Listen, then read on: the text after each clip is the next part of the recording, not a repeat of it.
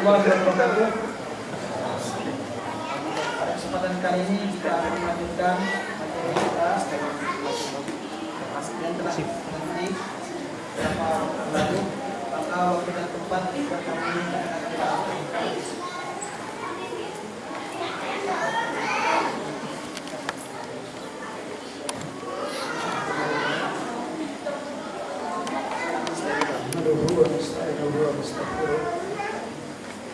ونعوذ بالله من شرور انفسنا وسيئات اعمالنا من يهده الله فلا مضل له ومن يضلل فلا هادي له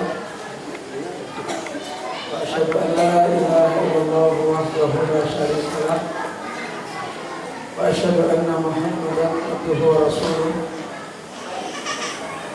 يا أيها الذين آمنوا اتقوا الله حق تقاته ولا تموتن إلا وأنتم مسلمون يا أيها الناس اتقوا ربكم الذي خلقكم من نفس واحدة وخلق منها زوجها وبث منهما رجالا كثيرا ونساء فاتقوا الله الذي تساءلون به والأرحام إن الله كان عليكم رقيبا يا أيها الذين آمنوا اتقوا الله وقولوا قولا سديدا يصلح لكم أعمالكم ويغفر لكم ذنوبكم ومن يطع الله ورسوله فقد فاز فوزا عظيما أما بعد فإن أحسن الكلام كلام الله وخير الهدى هدى النبي صلى الله عليه وآله وسلم وشر الأمور محدثاتها وكل محدثة بدعة وكل بدعة ضلالة وكل ضلالة في النار. Ikhwani wa akhwati fi din rahmani wa rahmatullah. Tadi kita telah memahami apa yang dinasihatkan oleh beliau Imam Ibnu Rajab Al-Hambali rahimahullah ketika menjelaskan bagaimana Allah Azza wa Jalla memberikan kepada kita petunjuk dengan ilmu Allah Azza wa Jalla agar kita termasuk orang-orang yang sesungguhnya meraih ilmu yang bermanfaat. Petunjuk ini telah dijelaskan oleh Allah Azza wa Jalla dalam banyak dalil yang tadi kita telah pahami. Mana yang dimaksudkan oleh Allah Azza wa Jalla, di mana kita termasuk orang-orang yang mendapatkan ilmu yang merupakan jalan bagi kita untuk meraih kemenangan hidup, menjadi ismah, menjadi wasilah bagi kita dijaga oleh Allah Subhanahu wa taala, dengan di mana ilmu itu meraihkan kepada kita ibadah yang khusus, ibadah yang daimah dengan Allah Azza wa Jalla, ibadah yang senantiasa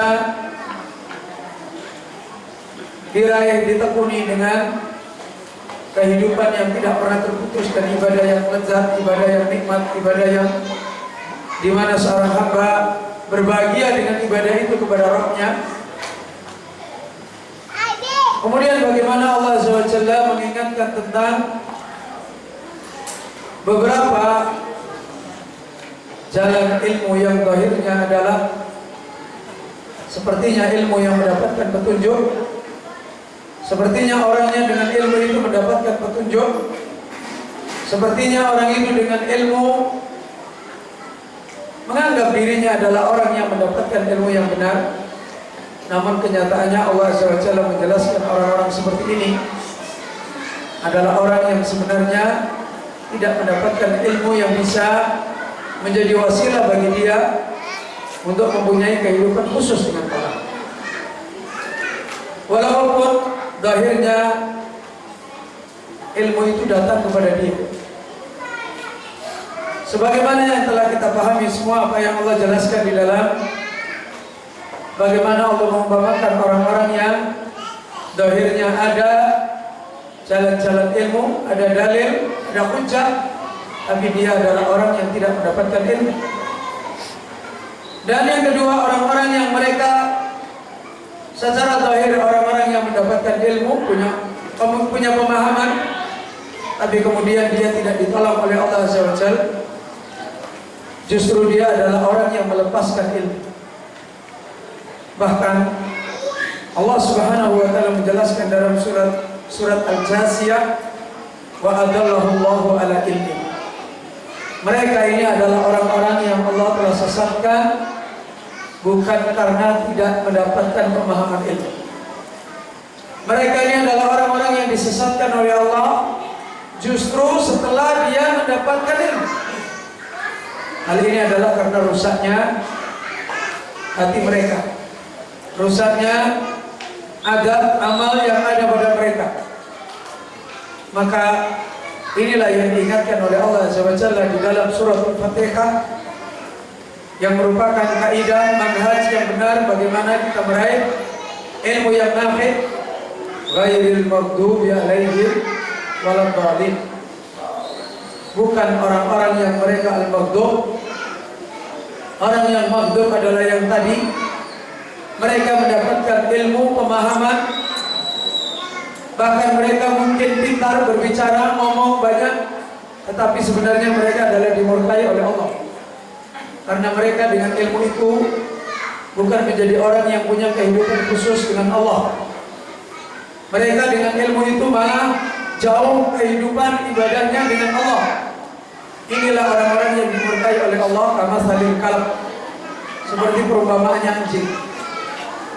Waladhdallin, dan bukan orang-orang yang sesat. Orang-orang yang sesat dimaksud di sini adalah orang-orang yang sebagaimana tadi, mereka tidak mendapatkan faedah dengan ilmu yang ada.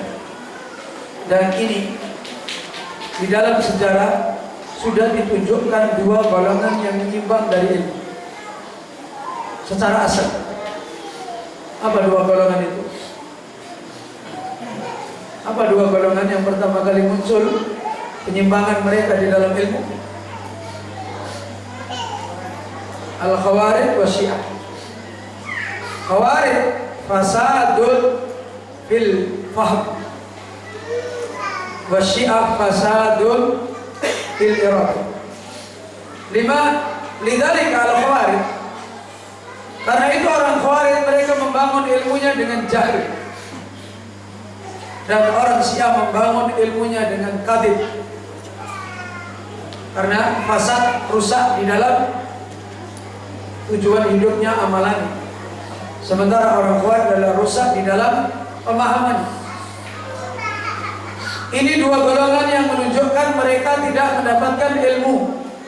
Makanya dua golongan ini tidak pernah mengantarkan mereka punya kehidupan khusus dengan Allah Azza wa Jalla.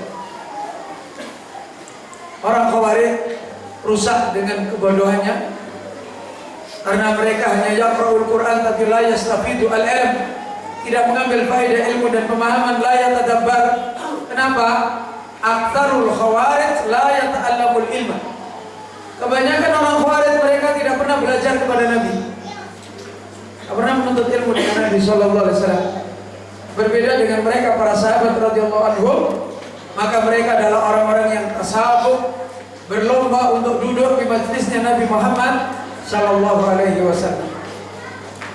Dan orang Syiah adalah orang yang rusak tujuan hidupnya, orang yang rusak niatnya. Maka orang Syiah agamanya dibangun dengan dusta. Dinuhu mabniun alal kadhib, agamanya dibangun dengan sakit hati, agamanya dibangun dengan dendam, agamanya dibangun dengan kebohongan. Maka di seluruh zaman-zaman kerusakan agama ini dari dua sisi. Kerusakan ilmu ini dari dua sisi. Kalau tidak rusak dari sisi pemahaman, maka rusak dari sisi amalan, tujuan apa yang ada di dalam.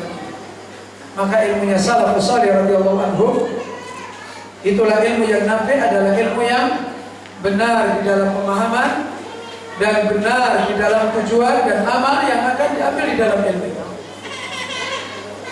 Ikhwani wa akhwati fillah rahimani wa rahmatullah. Salah satu hal yang kembali dinasihatkan oleh Al-Imam Rajab Al-Hambali rahimahullah ta'ala.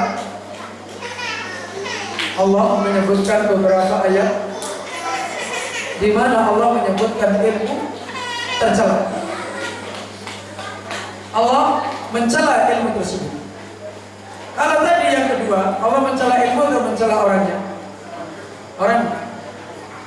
Yang ketiga, Allah mencela ilmu. Allah Subhanahu wa taala berfirman dalam beberapa ayat, di antaranya di dalam surat Al-Baqarah ayat 102, wa yata'allamuna ma yadurruhum wa la yanfa'uhum wa yata'allamuna ma yadurruhum wa la yanfa'uhum wa laqad alimu laman ishtarahu ma lahu fil akhirati min khalaq. Allah berfirman, mereka mempelajari ilmu yang memadaratkan mereka. Mereka mempelajari ilmu yang merusak agama mereka dan merusak dunia mereka. Yadurru. Tidak disadari banyak sekarang ini ilmu-ilmu yang sebenarnya bukan ilmunya salah, bahkan merusak, dipelajari oleh manusia. Ilmu-ilmu yang bertentangan dengan kitab dan sunnah dipelajari oleh manusia, ditekuni oleh manusia, maka terjadilah kerusakan-kerusakan yang banyak. Seperti ilmu kalam, seperti ilmu kebatinan, seperti ilmu-ilmu yang ilmu ini datang dari orang kafir yang bertentangan dengan kitab dan sunnah. Banyak manusia sekarang menekuni ilmu-ilmu yang mereka ini malah membuat fasad di dalam akidah, membuat rusak di dalam akhlak. Bagaimana mungkin mereka bisa menjadi orang-orang yang mendapatkan kehidupannya baik? Kalau ilmu-ilmu yang mereka pelajari adalah ilmu yang yadurruh, ilmu-ilmu yang sebenarnya diharamkan di dalam Islam. Kemudian yang kedua, wala yanfa'u. Allah sebutkan di dalam ayat ini wala yanfa'u. Bukan yadurru, tapi wala yanfa'u. Ilmu itu tidak memberi manfaat. Banyak ilmu-ilmu yang dipelajari oleh orang dan tidak memberi manfaat, baik di dalam agamanya maupun di dalam dunianya. Di antaranya adalah ilmu-ilmu yang itu mubah. Dan biasanya ilmu mubah ini paling mudah menjadi fitnah. Kenapa? Karena orang berdalil, loh kan mubah. Mubah itu artinya apa? Tidak apa-apa, boleh. Tapi justru orang banyak rusak di dalam yang mubah. Kenapa? Boleh itu hukumnya bebas. Hukumnya bebas. Orang yang mempelajari boleh itu hukumnya bebas. Hukumnya ada tuntunannya. Boleh bisa masuk perkara yang wajib dipelajari bermanfaat. Boleh bisa masuk haram. Boleh bisa masuk dianjurkan. Boleh bisa juga masuk dibenci. Seperti misalnya ilmu-ilmu dunia, hukumnya apa? Mubah. Tapi banyak orang mempelajari ilmu dunia bukan mubah yang dia dapat, haram. Yang dia dapatkan haram, yang dia dapat fasad, kerusakan. Kenapa? Melampaui batas daripada kebutuhan. Karena itu Ibnu Rajab dalam kitab Bayan Fadlul Salam belajar berhitung, ya cukup sekedar untuk dia bisa membagi faraid, dan cukup untuk dia bisa menghitung hisab, sudah selesai. Ya, sudah cukup. Ilmu-ilmu yang mubah harus dipelajari dengan sesuai batas. Ada orang belajar ilmu mubah bukan baik yang dia dapat rusak. Apa? Karena ilmu mubah didahulukan. ilmu mubah dijadikan sebagai keutamaan. Ilmu mubah didahulukan mendahului ilmu yang wajib. Belajar dunia didahulukan, belajar agama nanti kalau sempat. Ini namanya sudah haram. Ini namanya sudah haram, bukan lagi mubah. Memang ilmunya mubah, tapi dengan dia mempelajari dengan cara seperti ini jadi haram. Bahkan di dalam kitab Miftah Darus Sa'adah, beliau Imam Nawawi mengatakan pada asalnya manusia itu tidak butuh ilmu dokter. Ilmu tabib itu tidak butuh. Kenapa? Ad-da' wa dawa itu adalah kehidupan alami pada kehidupan manusia.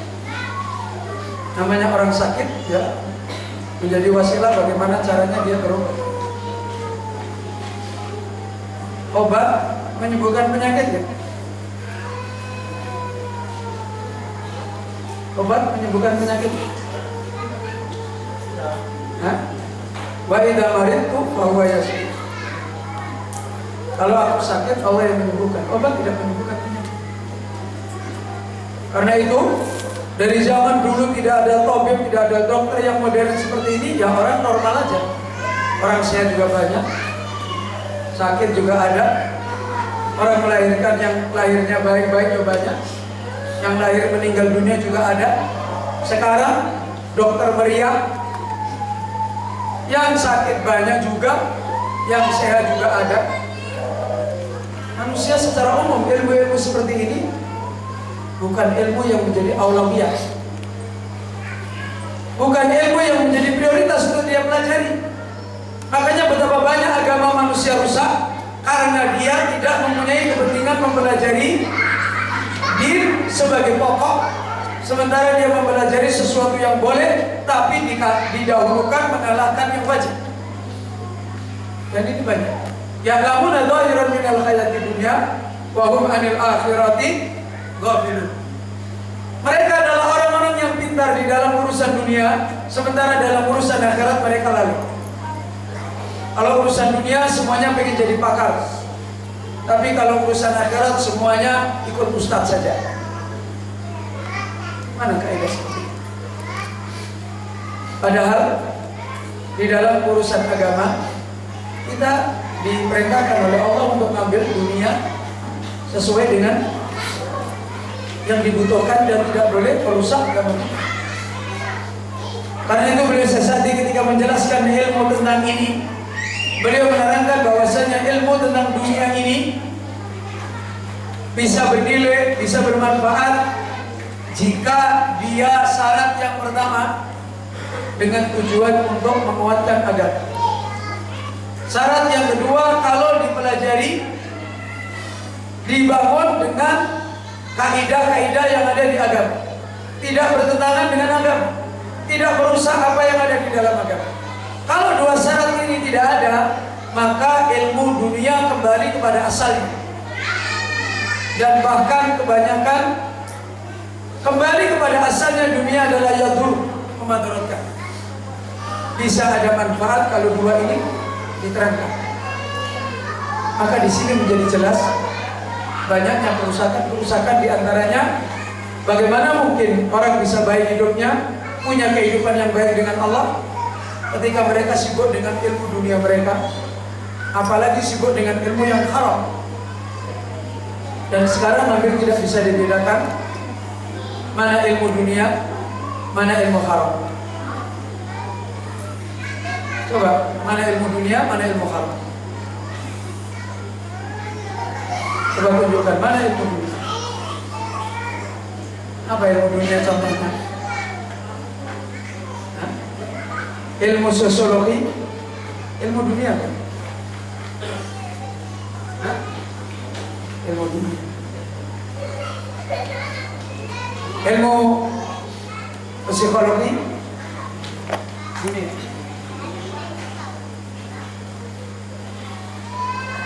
Sama lagi yang pernah kuliah atau yang masih kuliah, jurusannya apa? Ilmu dunia. Ilmu dunia. Apa lagi? Tetap? Hah? Hah? Apa? Kimia. Ada lagi?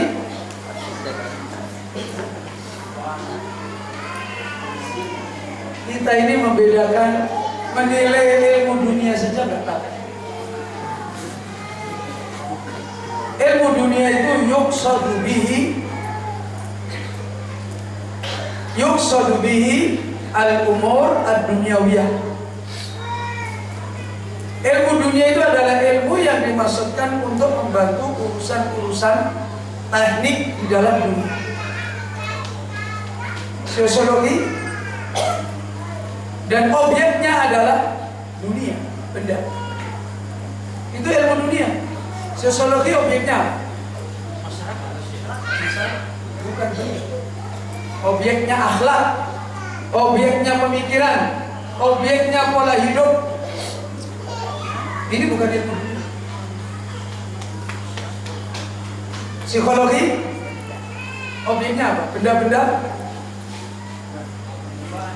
jiwaan ada di manusia kan? Berarti ilmu apa? Bukan ilmu dunia. Ilmu dunia itu ilmu bagaimana cara menanam tanaman yang baik. Bagaimana cara membangun jembatan yang betul. Ilmu dunia. Bagaimana memotong buah supaya tidak tangannya yang kepotong. Ilmu dunia. Objeknya benda-benda. Ilmu dunia. Al-Quran dan Sunnah objeknya siapa? Objeknya siapa? Manusia. Bagaimana cara berpikir, bagaimana cara hidup, berakhlak, bermuamalah, bagaimana hati supaya baik. Ini ilmu apa? Ilmu yang Al-Quran datang kepada. Sekarang ilmu-ilmu yang membicarakan ini dan bertentangan dengan Al-Quran, masuk ilmu dia atau ilmu haram? Haram. Karena itu bukan wilayah dia. Bukan wilayah dia. Ini maksudnya ilmu yadurruhum, ilmu yang memadaratkan dia. Makanya teori psikologi dicocokkan dengan teori Quran dan Sunnah tabrakan. Ini haram, buang.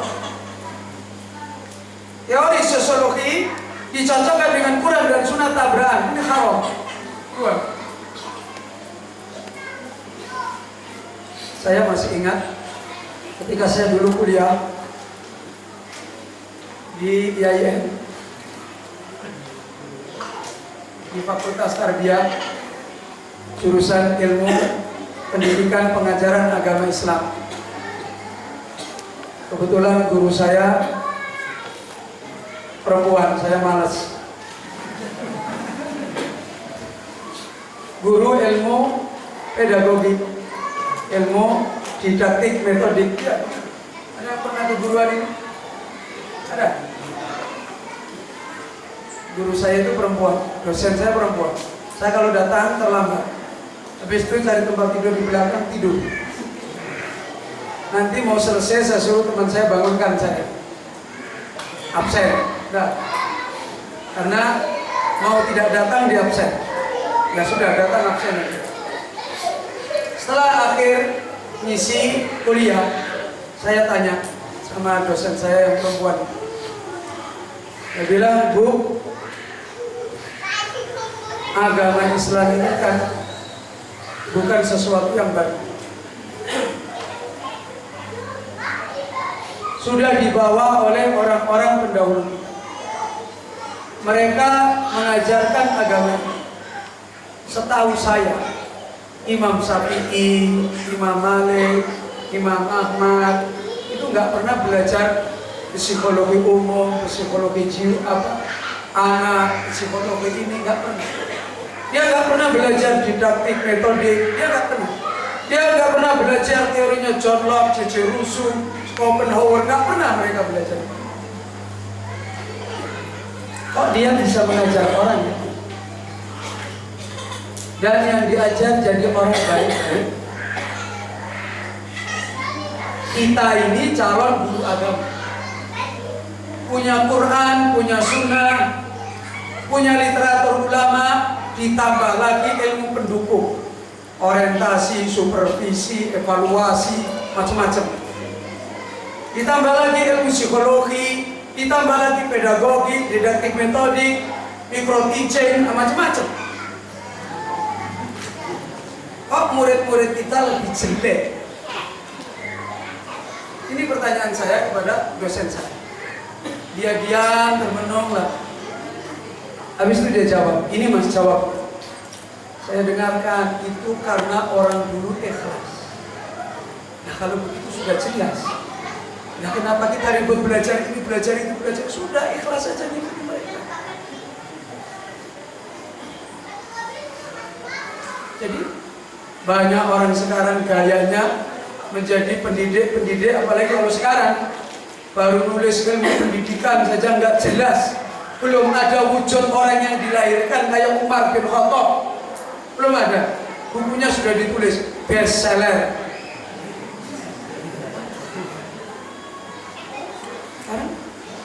Dengan demikian itu ilmu apa?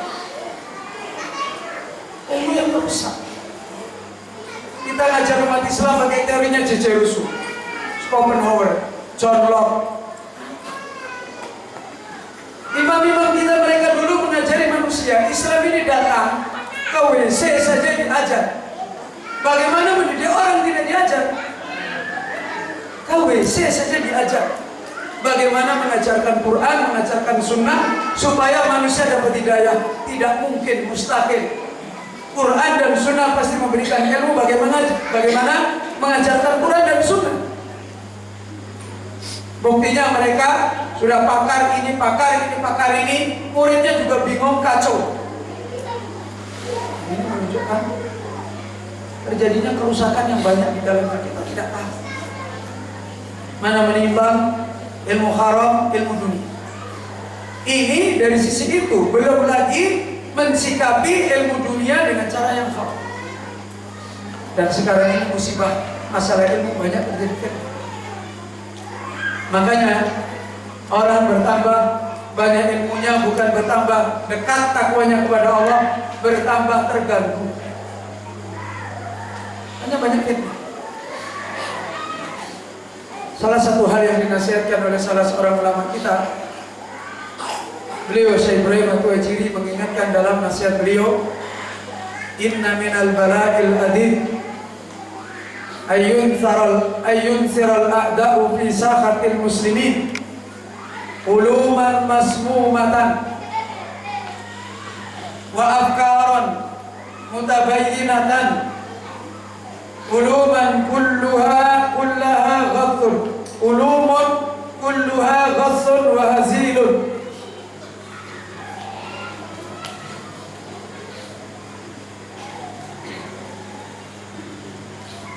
yumitul qulub ya'kulul waqt wa yurisu syak wal khair. Ada beliau memberikan nasihat di antara bencana besar al-bala al-adid yang sekarang musuh-musuh Islam menyebarkan bencana yang besar ini di dalam kehidupan kaum muslimin, yaitu ilmu-ilmu yang sebenarnya racun. Ilmu yang beracun, ilmu yang telah banyak merusak hati, kemudian hati menjadi keras, tidak dekat dengan Rob karena memang haram atau mubah yang merusak yang wajib.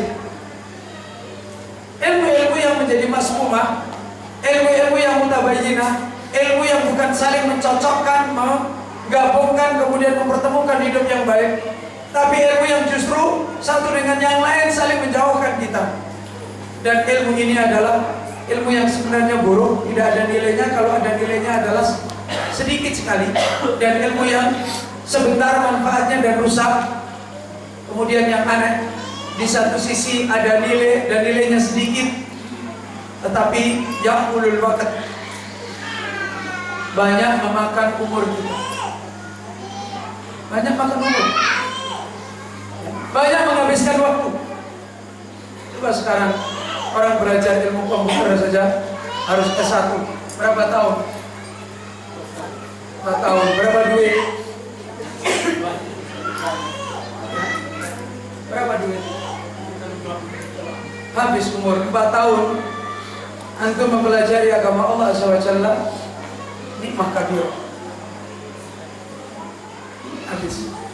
Dan itu pun juga yang diambil manfaat sedikit. Kemudian sudah merusak perkara-perkara yang banyak. Merusak perkara yang banyak. Agama tidak dapat, petunjuk hidup tidak dapat. Sudah kembali lagi fitnah yang banyak terdapat. Ilmu yang nilainya sebenarnya ada tetapi remeh, tapi pengorbanan kita bisa-bisa. Ini salah satu caranya musuh untuk merusak kehidupan kaum muslimin. Padahal ilmu itu kalau dipelajari dengan benar-benar 2 bulan, 3 bulan selesai. Kenapa harus 4 tahun? Saya belajar komputer nggak ada 1 bulan dan nggak perlu kuliah S1. Dan alhamdulillah bisa. Kadang-kadang kita ini sudah kacau. Cara kita mendapatkan ilmu yang bermanfaat dan ilmu yang boleh kita ambil sudah kacau. Kita tidak tahu mendahulukan. Syekhul Islam Ibnu Taimiyah memang pernah belajar membaca kitab-kitabnya orang-orang yang menyimpang. Tapi kapan dibaca Ibnu Taimiyah? Setelah dia jadi ulama atau ketika masih kecil menuntut ilmu? Setelah jadi ulama. Kita sekarang ini anak-anak kita masih kecil sudah diracuni ilmu yang tidak jelas. Dengan alasan ini kan ilmu dunia penting betul. Iya, memang betul. Tapi mana aulawiyat? Anak-anak kita akhlaknya rusak, kita tidak apa-apa, ini kan masih bisa. Yang penting dapat ini dulu. Ini ajaran dari mana?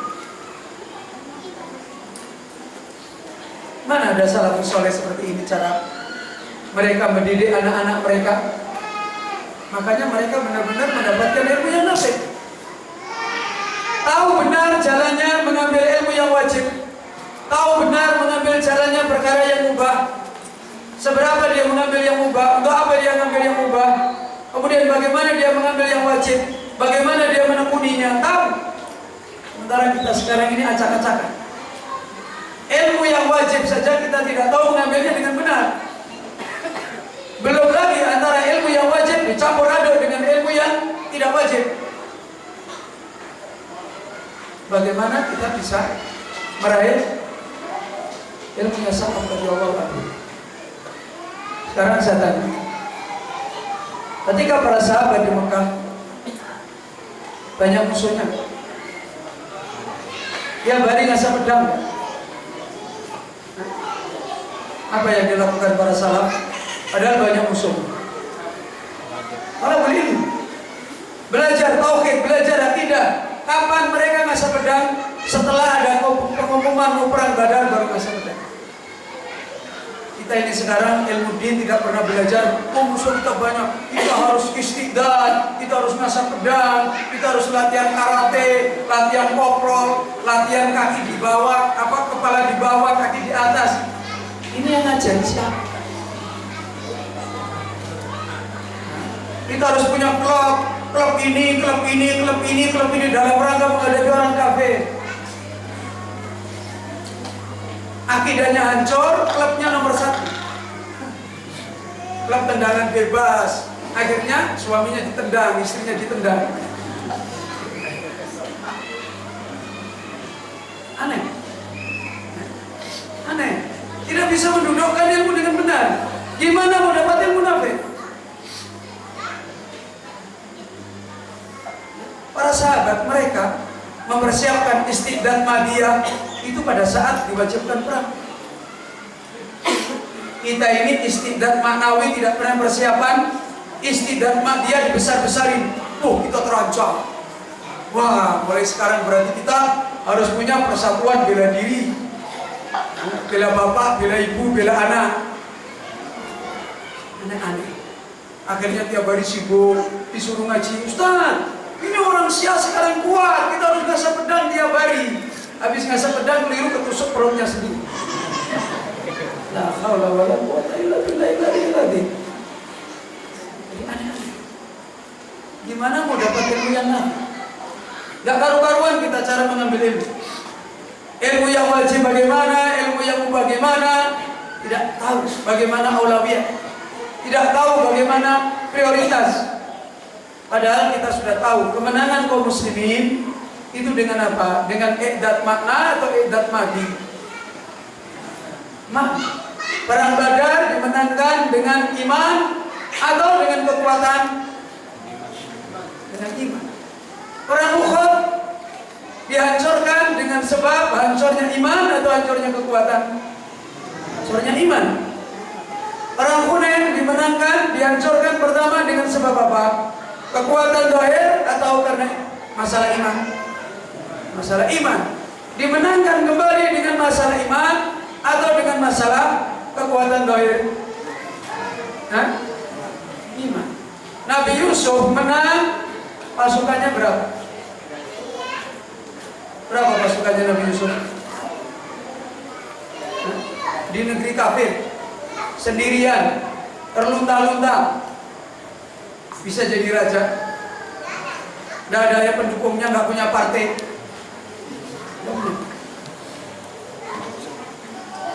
Yusuf alaihissalam, Allah mengatakan makan nali Yusuf, kami yang akan meneguhkan Yusuf. Makanya kita ini kacau terus, menuntut ilmu juga kacau, ini kacau, semua kacau. Karena memang thariqah kita untuk membangun ilmu yang benar ini sudah kacau. Ilmu yang wajib kacau, ilmu yang mubah kacau, ilmu haram juga kacau, semua kacau. Apalagi di mana sekarang ini ngaji salaf sekarang sudah bukan lagi kaidahnya ngaji salaf, ngaji keren. Ngaji keren juga. Waktu saya ngisi kajian di Brebes itu, ada bapak-bapak yang nanya sama saya, Ustaz, gimana dengan pengajian opor bebek sekarang ini? Apa itu ngaji opor bebek? Tahu opor? Kalau orang Jawa tahu opor. Opor itu bumbu ayam yang pakai santan, yang rasanya gurih, lezat. Kata dia, pengajian opor bebek itu pengajian gimana? Ini loh pengajiannya dai-dai sekarang ini. Ngaji membuat tema-tema yang aneh-aneh. Judul pengajiannya, aku tidak bersalah. Aku tidak bersalah. Bapak-bapak itu yang ngaji begini mau ngaji apa ya? ABG ini begini, ABG. Judul pengajian itu aku tidak bersalah. Nanti ada lagi aku bingung. Aneh-aneh. Lihat para ulama salaf bagaimana mereka membangun ilmu. Membuat judul kitab saja sudah mencerminkan ilmu. Kita ini sekarang baru membuat tema pengajian aja aneh-aneh, membingungkan orang. Katanya supaya menarik. Jadi habis itu dengerin rame, oh ustadznya bagus, oh bagus ya, saya pulang kampung. Enggak, bubar jalan. Hidup sebagaimana kebiasaan jahiliyahnya. Besok lagi rombongan lagi, oh di sana lagi bagus. Jadi sekarang makanya judul ngajinya lain. Saksikanlah. Iya, saya membaca itu saksikanlah. Berarti tontonan. Kalau orang Jawa bilang, kata kiai saya dulu, sekarang itu tontonan jadi tuntunan, tuntunan jadi tontonan. Paham maksudnya? Ngaji itu tuntunan apa tontonan? Tapi jadi tontonan. Ya kan? Sandiwara, promosi, itu tontonan apa tuntunan? Tapi jadi tuntunan. Ya kan? Kaidahnya sandiwara, kaidahnya reklame, kaidahnya hadiah. Ini tontonan ini, tapi sudah jadi tuntunan. Kalau ngaji begini ini rame karena tontonan. Nanti begitu besok disuruh ngaji bawa kitab, suruh ngapal ke satu-satu lari semua. Lari semua. Ayo baca, lari. Kan Ustaz, tuntunan dilarikan. Sekarang yang tontonan jadi tontonan. Kalau ngaji begini wah rame, bagus, wah ceramah bagus. Tontonan jadi. Begitu waktunya tontonan besok ngaji kelihatan dia. Nah, nanti aneh. Dari hasil tontonan itu jadi kaidah. Bukan ilmunya yang jadi kaidah, tontonannya. Ustadznya kebetulan isi ngaji bawa panitia di rumah. Tahu panitia di rumah? Bawa istrinya, bawa suaminya, bawa ini, bawa ini, bawa ini. Ini kan bukan kaidah, nanti jadi kaidah. Kadang-kadang saya sering dibilangi, itu Ustadz bulan ngaji, istrinya diajak, anaknya diajak, enak. Kamu ini isi ngaji gak pernah ngajak kita. Nah ini namanya jadi tuntunan. Yang sebenarnya bukan tuntunan dijadikan tuntunan. Yang tuntunan tidak dijadikan tuntunan. Lupa. Gimana mau dapat ilmu yang nakik? Makanya lihat asarnya ngaji. Bukan bertakwa kepada Allah, bukan khusyuk kepada Allah. Pembicaraannya kembali kepada dunia. Seperti perkataannya orang yang melihat Qarun. Ya laitalana utiya, seandainya kita diberi oleh Allah seperti yang diberikan oleh Qarun. Yang dilihat bukan ilmu, yang dijadikan pegangan bukan kaidah, tapi yang dilihat yang dijadikan pegangan dunia. Ini semua karena rusaknya ilmu yang nafi. Ini ikhwani wa akhwati fillah rahimahullah. Karena itu Rasulullah SAW menjelaskan bahwasanya ilmu yang sesungguhnya akan menjadi wasilah bagi kita untuk mendapatkan kehidupan khusus dengan Allah Subhanahu wa taala adalah ilmu yang nafi. Ilmu yang sebagaimana dalam kriteria yang pertama tadi, yaitu ilmu yang menjadikan khasyah. Karena itu Nabi sallallahu alaihi wasallam bersabda dalam sebuah hadis, berdoa kepada Allah Azza wa Jalla, Allahumma inna nas'aluka ilman nafi' wa na'udzubika min ilmin la yanfa'. Ilmu la yanfa' bisa yang pertama, bisa yang kedua.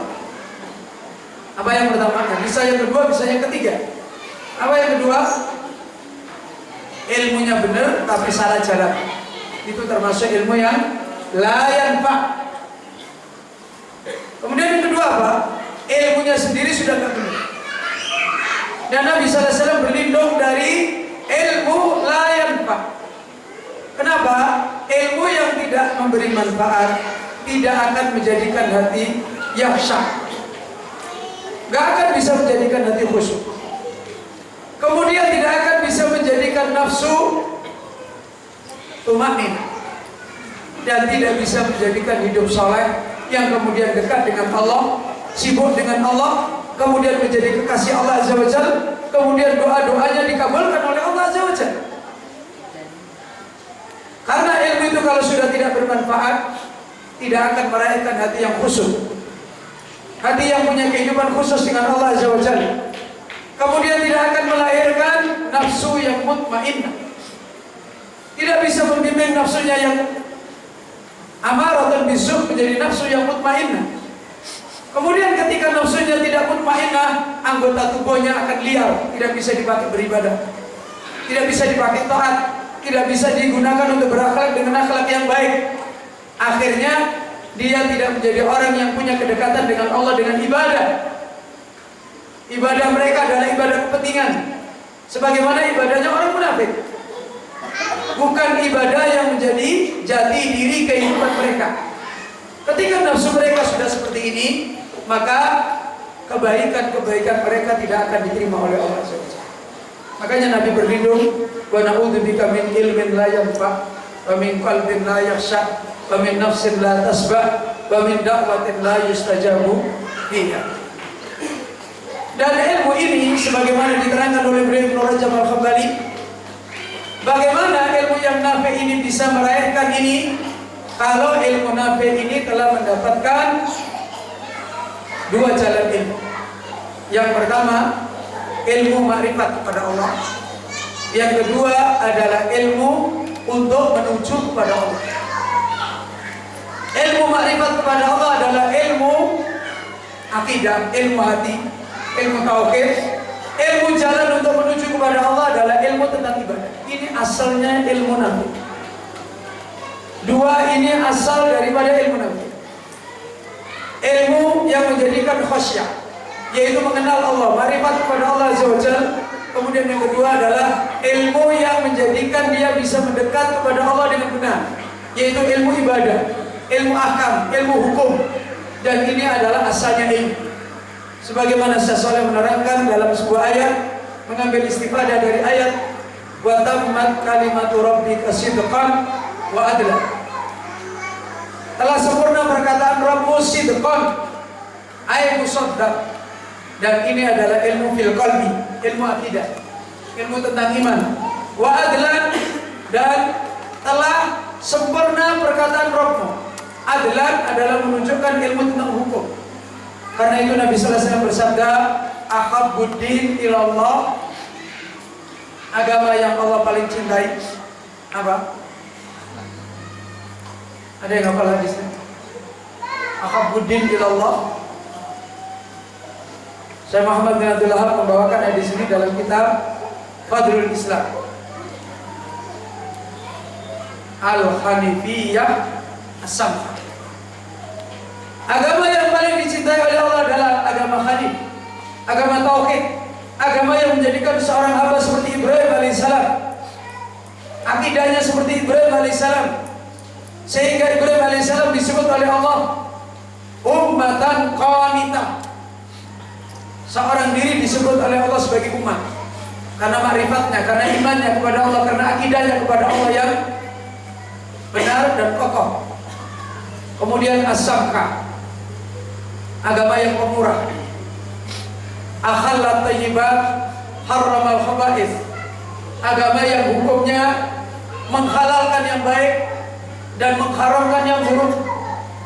Agama yang adil, agama yang wasat. Hukum Islam adalah hukum yang adil. Ini asal daripada ilmu yang nafi. Kalau kita meraih ilmu di dalam kitab dan sunnah dari dua ilmu ini, maka dasar ini kita akan meraih ilmu yang nafi. Dan aulawiyat ilmu yang nafi adalah ilmu tentang kedua ini. Dan aulawiyat dari ilmu kedua ini adalah ilmu ma'rifatullah. Karena itu dulu sahabat radhiyallahu anhum belajar akidah murni 10 tahun. Kita belajar akidah berapa tahun?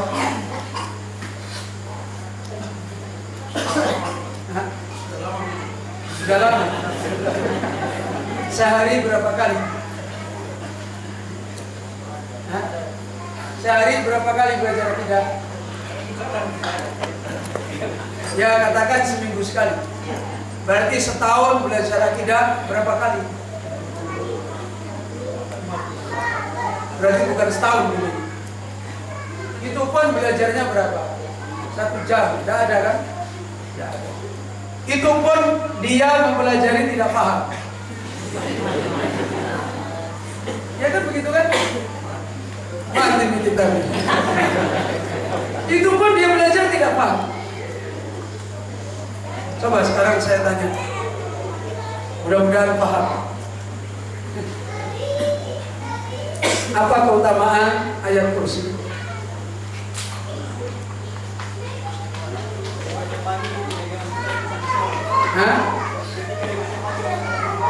Kenapa banyak orang membaca ayat kursi diganggu setan?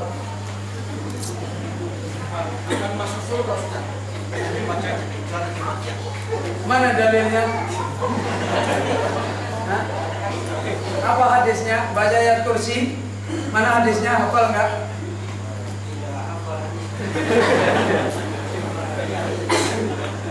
Gimana? Keutamaan ayat kursi disebut sebagai aqdamu ayatul Quran.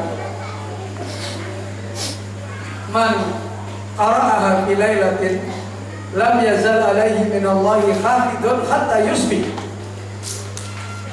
Siapa yang membaca ayat kursi di malam hari, maka dia dijaga oleh Allah sampai waktu subuh, setan tidak mendekati dia. Sekarang pertanyaannya, kenapa banyak orang baca ayat kursi kok malah pada jadi setan?